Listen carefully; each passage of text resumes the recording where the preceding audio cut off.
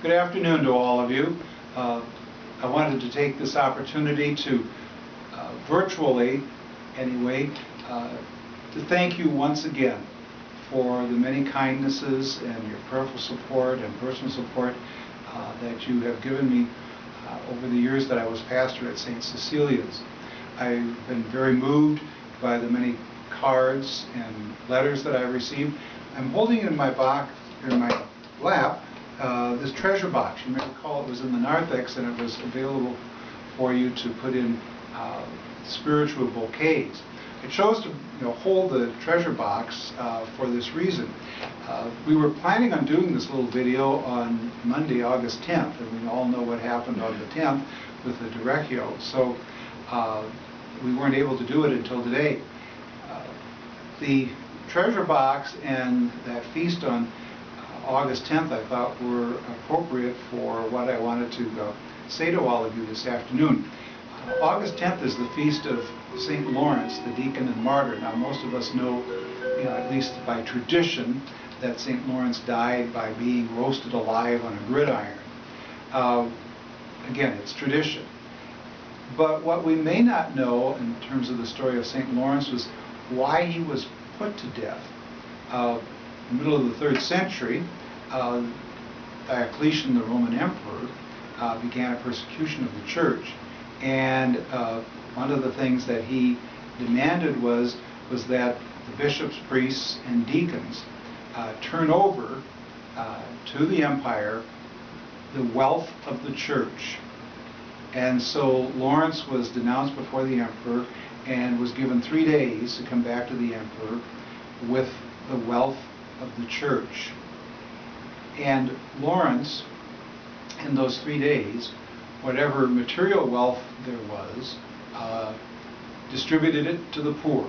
That had been his work, as all deacons were. And when he comes before the emperor at the end of the 3-day period, the emperor says, well, where is the wealth that you promised me?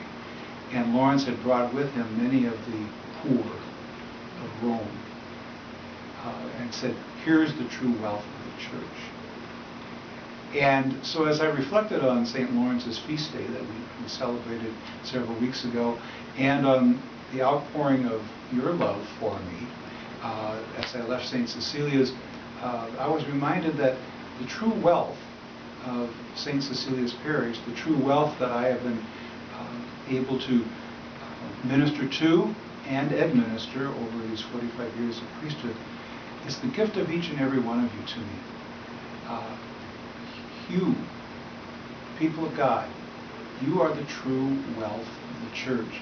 And it's been my privilege, the years that I was at St. Cecilia's, to see how generously, particularly, you have responded to situations where our brothers and sisters are in need, in many works of our social justice committee.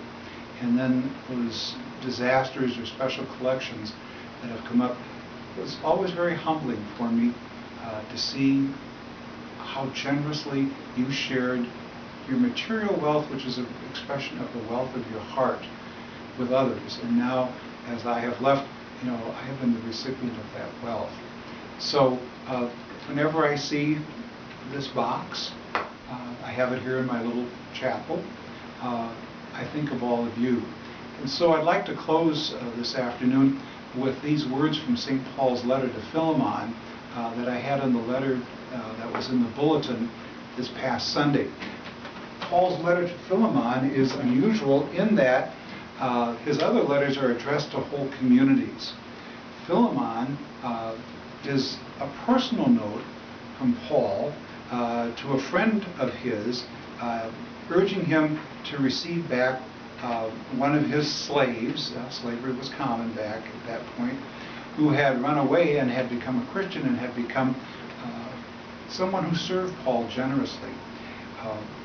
But these words, I think, Paul addresses them to Philemon, express best my sentiments for all of you.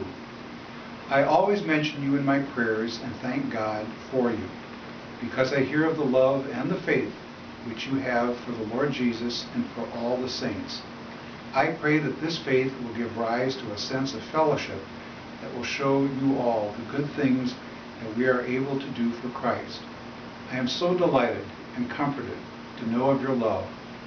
They tell me how you have put a new heart into the saints. God bless you all.